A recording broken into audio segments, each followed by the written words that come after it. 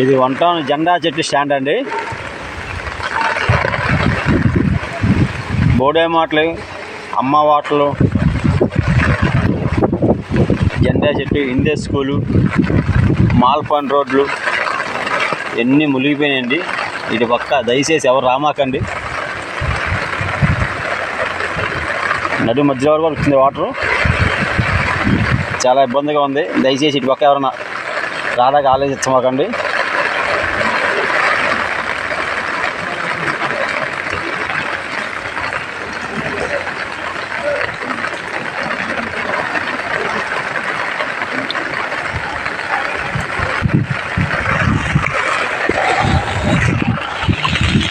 Water బాగా ఇబ్బంది పడుతుంది.